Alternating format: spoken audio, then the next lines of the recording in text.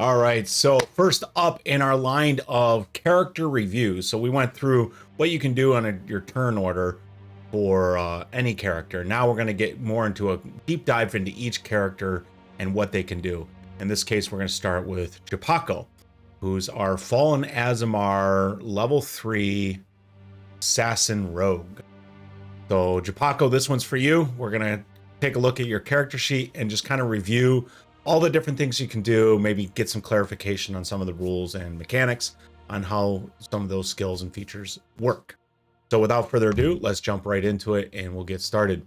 So here we are with anytime you have your token, if you right click, you'll have this open character pop up. You'll have less items than I do as the DM, but you'll have open character.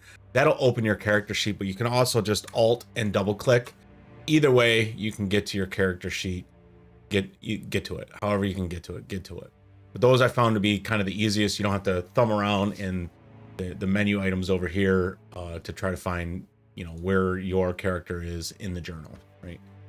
Okay. So open your character sheet and we'll get right into it. We're going to start with some tool proficiency reviews.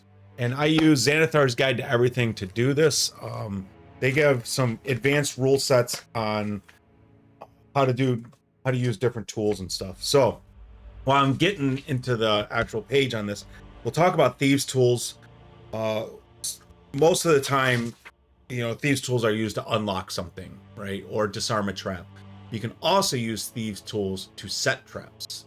If that's a trap if the trap requires that, right? If you want to just dig a hole and put something over, you don't necessarily need thieves tools. But by using your thieves tools, because you're proficient in them, you get to add your proficiency bonus to any skill checks that might come along with that, or ability checks. Okay. So with thieves tools out of the way, we'll talk first with disguise kit. And I'm just going to read you the description, and if this sounds like something you might want to use in game, get with me and we'll get the more detailed version of what you can do specifically with this. But I just want to give you a general idea of what these mean, and remember this when you're playing the game, that you have a disguise kit. All right, so as you can imagine, the perfect tool for anyone who wants to engage in trickery, a disguise kit enables its owner to adopt a false identity. And that's going to really come into play when we get into your features and traits, because you already have a false identity completely created already. But you can do things like cover injuries or distinguishing marks. You can spot a disguise being used by someone else because you're familiar with how to use them. You would spot, hey, that's a wig. And copy a humanoid's appearance as well, obviously. Next up is the forgery kit. A forgery kit is designed to duplicate documents and make it easier to copy a person's seal or even their signature. So if you had some kind of document that you wanted to forge to prove that the mayor gave you the deed to the house or something, you could forge the deed to the house if you had an original copy and change the words and whatever, something like that. You would be more apt to do so. You can mimic handwriting and duplicate a wax seal, amongst other things. And you can use your rests to do this kind of work. So we'll talk about that if that comes into play. The Poisoner's Kit, as you imagine, would be able to create some poison. And I passed it. That's Potter's. Poisoners. A Poisoner's Kit is a favored resource for thieves, assassins, and others who engage in skullduggery. It allows you to apply poisons and create them from various materials. Your knowledge of poisons also helps you treat them. So keep that in mind. You could even identify the effects of a poison if you were to come across it, or spot a poisoned object, something like that. Like, hey, I think that's poisoned. You would know that more because you're apt and proficient with poisoning. Okay. So maybe you want to tip your arrows in some poison or something like that, And that's it for your tool proficiencies. We're going to set this off to the side. Then we'll continue over onto the right side. We'll talk about, actually, we'll just talk about your attacks over here. So, if you want to shoot with the short bow, you can just do so. Just shoot with the short bow, hit with the dagger by clicking the words in those various locations. Okay, should be pretty self-explanatory. And then the sneak attack here, we're going to get into what that is. My advice is just to leave that checked all the time, and if sneak attack doesn't actually apply, then we wouldn't add that damage to the roll. So let me show you what that looks like. If we were to, okay, we didn't do a good roll here on hit, but you can see we have this section here for sneak in the chat. We just wouldn't add the 11 damage if you didn't have sneak attack. It's a lot easier to do that than forget to have it checked when you wanted it, and then have to manually roll the dice. So just keep it checked is my advice to you. But do keep in mind that this will increase as you level up. So you're going to have to come in here and change the damage dice on this. And then actually the crit, what we're doing is this. Well, we're maxing out that second hit die. So we'll add that as well. So now if you were to crit on sneak attack, let's just see if you can get a crit in here somewhere. There we go. All right, so you have an extra 12 damage instead of rolling those 2d6. Okay, so it's 5 for your, because you rolled a 4 and a 1 on the 2d6, but then because you crit, you got an extra 12. Okay, so that's how that works. Hopefully that's handy and useful. Just a quick plug on the short rest and long rest buttons. When we take short rest and long rest, make sure you hit those. If you're taking a short rest and you want to use your hit die, be sure to reduce the die that you're using before you hit the hit die button to roll it. Okay. And then when you take your short rest or long rest, it'll come back up to what it's supposed to be. Back down to where you were. And down here with your resources, if those reset on a short or long rest, those will also reset when you hit those buttons. Okay. All right. So Thieves' Cant is kind of like a language that you know. It's kind of like speaking in code, right? Like hidden language in plain sight. It is spoken in common, so it's not an actual extra language, but you're speaking in code, and it's you guys have specific words that mean specific things. Like I don't know. It's hard to come up with something on the spot. We'll go. The owl bear's egg is nestled close to his mother, but at dawn she hunts. Okay, I don't know. I got to prepare something. But basically what I'm saying is, like, the thief is telling you don't try to steal that bauble from that person until dawn, because every dawn that person leaves and it's less guarded or something. I don't know. It could be something about the guards routes or something like that. Maybe you see something written on a wall that lets you know that this is a safe house, or that there's valuables in here, or that, you know, maybe you see a poster and that poster has hidden messages in it that tells you what the guards when the guards change of shift change, something like that. Okay, so you know, we'll keep that in mind as we go through this, that you do have that. Thieves' Cant can also leave messages for other thieves if you so choose. Okay, sneak attack. This one is kind of like the bread and butter of a rogue.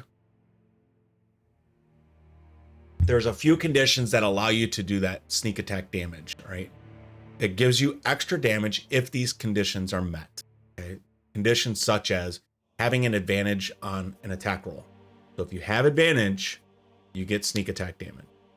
You also get sneak attack damage if you have an ally within 5 feet of your target. Okay, so imagine you're shooting a bow at an enemy, and Grick is based with that enemy, you know, hitting him with his rapier. Because that enemy is distracted by the melee combat with Grick, you get to add your sneak attack damage anytime you hit on a ranged attack. Okay? It doesn't necessarily have to be ranged. You could be in melee combat with Grick. You'd still get that sneak attack.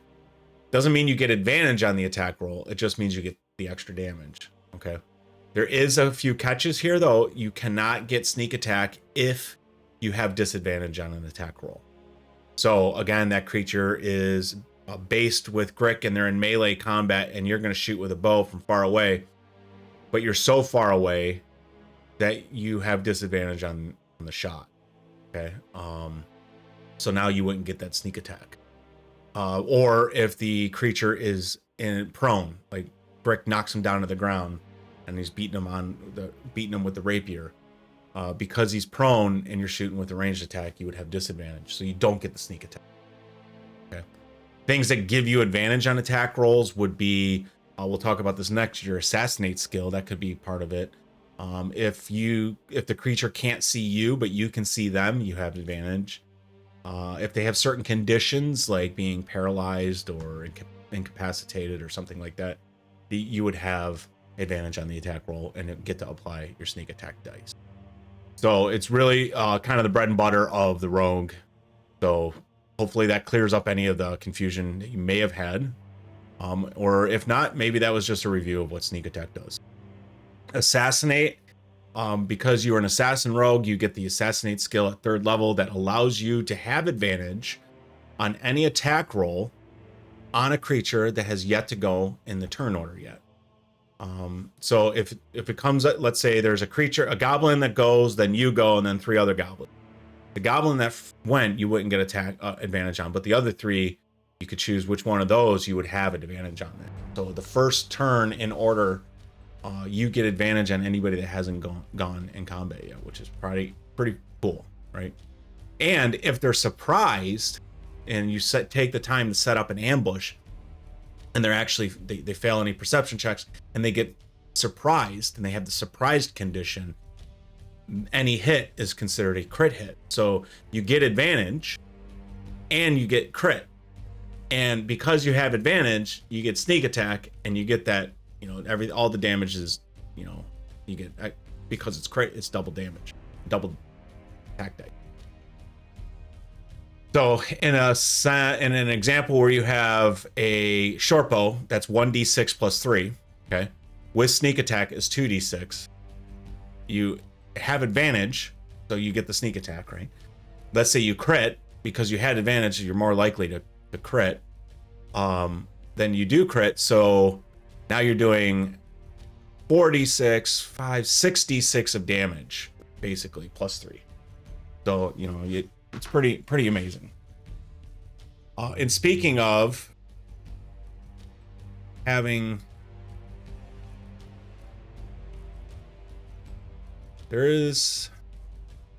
oh no, I was thinking of Brittany. She has improved crit, not you. Okay, sorry.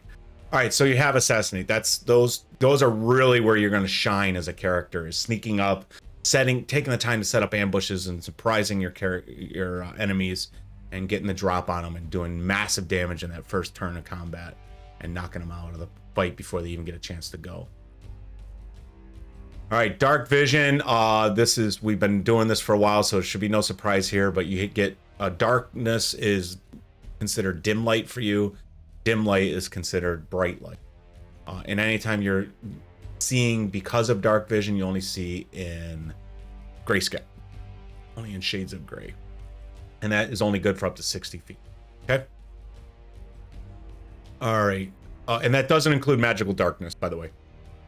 So if somebody were to cast darkness, that's magical darkness, it doesn't mean you can see in it. Okay. Celestial resistance, if you didn't remember this, because I forgot that you had this, you have resistance to necrotic damage. So you would take, and radiant damage, you would take half of that, any of those types of damages. So that Nothic that Grick is fighting right now does do necrotic damage, as Grick is very well aware of now. You would only have taken half that damage if you were to fight him. Okay. Healing hands, as an action, you can touch a creature and regain this number of hit points equal to your level. So you're level 3, so you can regain up to 3 hit points. Regain a number of hit points equal to your level. I'm gonna maybe DM this one. I think the way it's written is you can heal them, they get 3 hit points. You get to do that once per long rest. But I'm gonna say you can do that. No, yeah, that's how it is, right? So if you use your healing hands, just make sure you come over here, and we're gonna change that to 1. You only get to do it once per day. Make sure you do this, and they would get 3 hit points if you do it. Okay. And then Lightbearer, the light cantrip. So if you want to cast that, come over to your spells, and then click on this button here to cast the cantrip. If you want to read what the cantrip does, click on the eye, and then it will expand it for you so you can read this description. But basically, you touch an object, and that light, it will illuminate light, 20 bright light in 20 feet, dim light in an additional 20 feet, in the color of your choosing. And if you want to do this on an object that your enemy is holding, the enemy gets a dexterity saving throw to determine whether or not you actually were able to do that. And that lasts for 1 hour. And it is not concentration. Okay. So yeah, you can cast light on everything you touch if you wanted to. Okay. And then this button here, incidentally, is a way to put the spell description in the chat. But because light's not an attack, when you cast light, it does actually just do the spell description. So either way, you can either click this or that for you cast this spell. All right. Moving down the list here, you have false identity. So you have created an entire second identity that includes documentation, established acquaintances, disguises that allow you to assume that persona, everything. Any forged documents, all of it. It's right there for you. You have a whole other identity that you can tap into as necessary if you're not already doing so. Cunning action.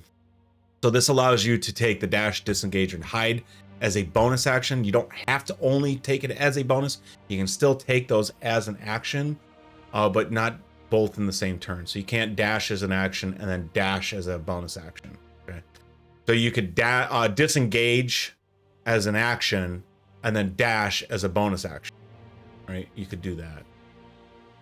Or maybe you're in melee combat, but you want to get away and shoot them with the bow, right? Normally, if you take the disengage action, you can't attack them because you've used your action to disengage. But now you've disengaged, you can run away, shoot them with the bow if you wanted to. For whatever reason, you didn't want, or you could hit them with whatever sword you have. What do you got here? Your short sword, and then disengage and run away, so you're not in melee combat with them. However you wanted to handle it. For your bonus proficiencies, we talked about these, but you have Disguise Kit and Poisoner's Kit. Because you're an assassin, you get those Disguise Kit and Poisoner's Kit proficiencies. And then Necrotic Shroud is kind of like your going into full-on Aasimar mode. And because you're a fallen Aasimar, your wings are incorporeal, but they're skeletal, ghostly, and flightless. That come on your back, and your eyes become dark, and it's really kind of creepy and awesome. But any creature that sees this must succeed on a charisma saving throw, which is 8, plus your proficiency bonus, which is currently 2, plus your charisma modifier, which is currently 3, I believe, 2. So 12. They would have to get a 12 or more or be frightened by you until the end of your next turn. Your transformation does only last for 1 minute or 10 rounds of combat. And you can also choose to end it as you wish as a bonus action. And you actually do extra necrotic damage to one target when you deal damage to it with an attack roll, and that is equal to your level. Okay. And you must finish a long rest before you sprout your wings again. So remember, you can do that, and it does have like a mechanical advantage in combat to sprout your wings. They might be afraid of you. If not, you can at least do some extra necrotic damage, 3 extra necrotic damage per attack. And what we'll do is we'll just say, we'll put this extra damage modifier here, and we'll call it Shroud, necrotic shroud. And you do an extra 3 damage. It doesn't, we'll say 6 damage for crits, and type is necrotic. All right, so if you do sprout your wings, check this box here. Okay, and then if you shoot with your sharp bow, is it? Can you do it on?